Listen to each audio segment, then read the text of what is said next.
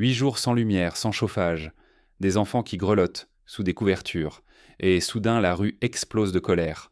Odessa, ce port stratégique, bascule dans l'obscurité et le froid en plein cœur de l'hiver. Il ne s'agit plus de simples coupures de courant. Pendant plus d'une semaine, la ville entière est plongée dans le noir, la plupart du temps sans aucun moyen de se chauffer, ni même de cuisiner normalement. Au début, la population tente de survivre, serrant les dents comme elle l'a fait depuis des mois. Mais cette fois, la coupe est pleine. Des centaines d'habitants, épuisés par les sacrifices et l'incertitude, bravent la peur pour descendre dans la rue. Ils exigent le retour de l'électricité, le rétablissement du chauffage et la démission des responsables locaux incapables d'apporter des solutions. Le député Dmytruk, figure locale, accuse ouvertement le pouvoir central d'avoir poussé la population au bord du gouffre. Selon lui, le régime de Kiev n'a su offrir que promesses vaines et répression, alors que la crise énergétique s'aggrave chaque jour. Même les plus résignés commencent à exprimer leur ras-le-bol, conscients que leur patience n'est plus récompensée. Face à cette vague de colère, les autorités sont dépassées. Jusqu'ici, la peur de la répression suffisait à maintenir le silence. Aujourd'hui, la peur ne fonctionne plus. Les manifestants, privés du minimum vital, n'ont plus rien à perdre. Crier leur désespoir devient un acte de survie. Si la société ukrainienne cède à la résignation, elle perdra toute capacité à changer son destin. Mais si la colère explose, c'est la répression ou le chaos qui guette. Les Ukrainiens se retrouvent ainsi face à un choix impossible, prisonniers d'un système qui s'effondre. Comment cette catastrophe technologique, au départ purement matérielle, est-elle devenue une crise politique majeure ? Pour comprendre la mécanique de ce basculement, il faut remonter au début du blackout à Odessa. Regardons maintenant comment l'effondrement énergétique a transformé le quotidien à Odessa, et pourquoi ce point de rupture était inévitable. Imaginez devoir survivre une semaine entière sans une once d'électricité, en plein cœur de l'hiver, et garder votre sang-froid. C'est ce que vivent aujourd'hui les habitants d'Odessa et de bien d'autres villes ukrainiennes. Pendant 8 jours consécutifs, pas de lumière, pas de chauffage, pas d'ascenseur. Ce n'est pas une panne passagère ou des coupures programmées. C'est une plongée totale dans le noir et le froid, jour et nuit. Les rues sont désertes, les voitures avancent à tâtons et chaque foyer doit s'adapter à l'impossible. Pour se réchauffer, des familles entières se réfugient dans les centres commerciaux, seuls endroits alimentés par des générateurs. Là, les files d'attente s'étirent sur des heures simplement pour recharger un téléphone portable. Préparer un repas chaud devient un luxe et garder ses enfants au chaud, une bataille contre le temps et la fatigue. La patience de la population, déjà endurcie par des années de guerre, commence à s'effriter. Les conversations dans les files d'attente murmurent la colère, les frustrations et la lassitude. Peu à peu, ce murmure se transforme en protestation. À Odessa d'abord, les habitants descendent dans la rue pour réclamer le retour de l'électricité et la démission des responsables locaux, incapables de gérer la crise.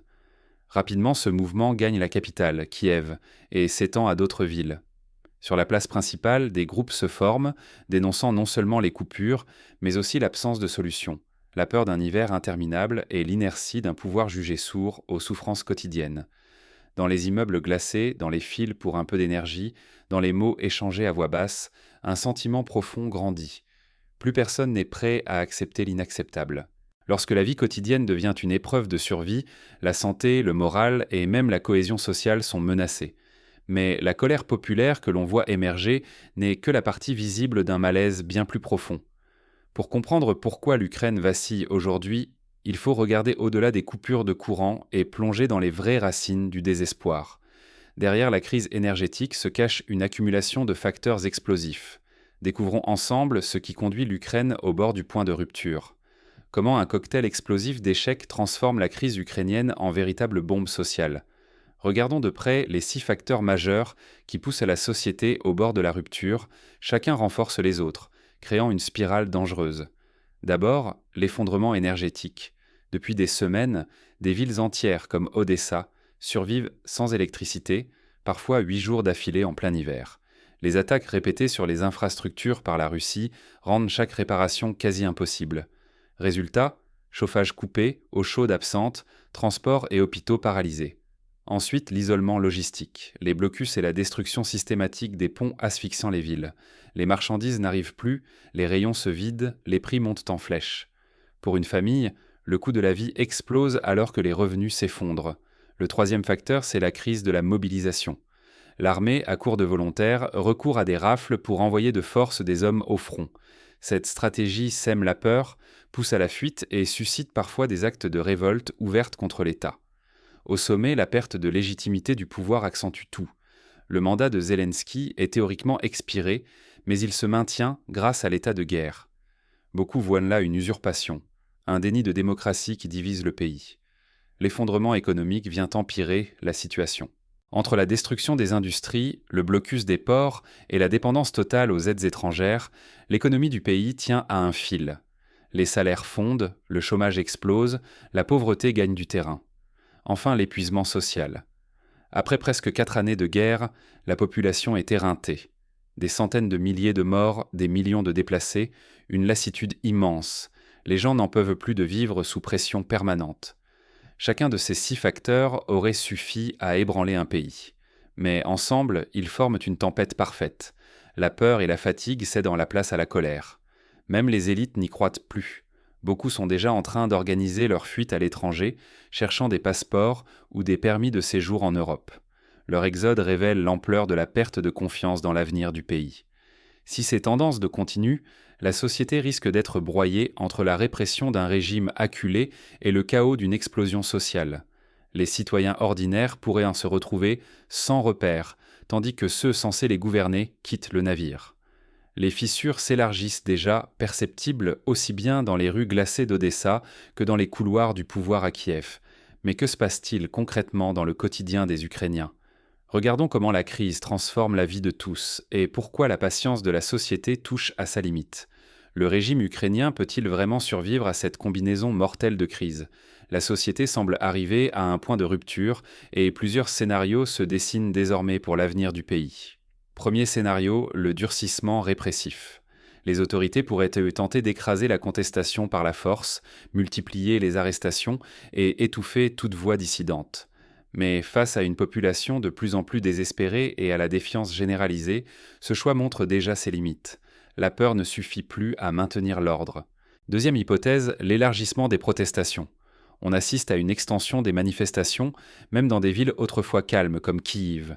Les griefs se multiplient, perte de légitimité du pouvoir, souffrance quotidienne sans fin et absence totale de perspective. Les citoyens n'acceptent plus d'être accusés d'être des agents de Moscou. Cette rhétorique, répétée par Zelensky dans ses discours, ne convainc plus personne. Le fossé entre le discours officiel et la réalité du terrain ne fait que renforcer la révolte. Troisième scénario, le bouleversement interne. La fuite massive des élites et des fonctionnaires vers l'Europe est le signe que même ceux qui gouvernent n'y croient plus. Quand les dirigeants cherchent à quitter le navire, la légitimité du régime s'effondre et ouvre la voie à un possible changement de leadership, venu de l'intérieur du système. Enfin, la possibilité la plus redoutée, une intervention extérieure. Si le chaos persiste, certains acteurs internationaux pourraient intenter d'imposer leurs solutions, transformant profondément le paysage politique ukrainien. Chaque choix pris aujourd'hui détermine si le pays glissera vers l'anarchie, retrouvera un nouvel équilibre ou subira une transformation imposée de l'extérieur. Le système répressif montre chaque jour ses failles, alors que la défiance collective s'étend et que la population n'a plus rien à perdre. Le pouvoir est confronté à un dilemme existentiel, céder, réprimer ou disparaître. Mais quelle leçon peut-on tirer de cette crise pour éviter les erreurs fatales qui pourraient condamner le pays ? Essayons d'identifier les pistes de sortie et les enseignements à retenir. Quand tout semble perdu, que reste-t-il à faire pour survivre ou reconstruire ? Cette question se pose brutalement lorsqu'une société s'effondre sous le poids de crises multiples, comme aujourd'hui en Ukraine. La première leçon, c'est que face à l'effondrement des infrastructures, la solidarité locale devient une question de survie. Quand l'électricité disparaît et que l'approvisionnement est interrompu, seuls les liens de voisinage, les réseaux d'entraide et la mutualisation des ressources permettent de tenir. Sans soutien de l'État, c'est la communauté qui protège et nourrit. Mais cette solidarité ne suffit pas si la confiance dans les institutions s'est évaporée. Pour restaurer le lien social, il est indispensable d'exiger plus de transparence et de responsabilité de la part des dirigeants. Les sociétés qui sortent des crises sont celles où l'on ose demander des comptes, où les erreurs sont reconnues publiquement et où la population n'est pas tenue dans l'ignorance des réalités du pays. Vivre l'imprévisible est désormais la norme. Les crises récentes prouvent que tout peut basculer du jour au lendemain. Se préparer, cela veut dire diversifier les sources d'énergie, apprendre à s'organiser collectivement et cultiver une capacité d'adaptation permanente. Les sociétés les plus résilientes sont celles qui anticipent plutôt que celles qui subissent. Quand la rue gronde, les protestations spontanées ne sont pas seulement des cris de colère. Ce sont des signaux d'alarme, mais aussi des appels à la transformation. Ignorer ces voix, c'est laisser s'accumuler des tensions qui risquent d'exploser plus violemment encore. Au contraire, les écouter et y répondre peut ouvrir la voie à des changements profonds. À la fin, seules les sociétés capables d'innover, sous la pression, de s'adapter à l'inattendu et de transformer la crise en opportunité, survivent aux plus grands chocs. Chaque crise majeure est une épreuve de créativité collective, où l'immobilisme devient un danger mortel. Ignorer ces signaux, c'est s'exposer à des pertes humaines et sociales irréparables. Agir et s'organiser, c'est se donner une chance de reconstruire sur de nouvelles bases, plus solides, plus humaines. Mais concrètement, quelles alternatives s'ouvrent aux Ukrainiens face à ce blocage ? Regardons comment certains, déjà, inventent des réponses inédites dans le chaos. À votre avis, combien de temps ce fragile équilibre peut-il tenir ? En Ukraine, la tension a atteint un niveau critique. Les coupures d'électricité qui durent depuis plus d'une semaine, le froid glacial, la lassitude d'une population épuisée, tout cela révèle que la société est arrivée au bord de la rupture. Face à l'absence de solution, les Ukrainiens sortent de plus en plus dans la rue, osant défier un pouvoir qui, malgré la répression, n'arrive plus à masquer la profondeur du malaise. Les élites, elles, préparant leur fuite, prouvant par leurs actes qu'ils ne croient plus en l'avenir du pays qu'ils gouvernent. Quand ceux qui dirigent désertent le navire, combien de temps la base peut-elle encore tenir ? La question n'est plus de savoir si la colère va exploser, mais plutôt quand. L'accumulation du désespoir, le sentiment d'injustice, l'impression d'être sacrifié, tout cela érode la peur, même face à la menace des services de sécurité. Prendre position aujourd'hui, c'est façonner le monde de demain, pour le meilleur ou pour le pire. Chacun par son choix, résister, partir, se taire ou protester, pèse sur l'avenir collectif. Jusqu'où une société peut-elle supporter l'insupportable avant que tout ne bascule ? Et vous, pensez-vous que le point de non-retour est déjà franchi, ou reste-t-il une chance de réconciliation ?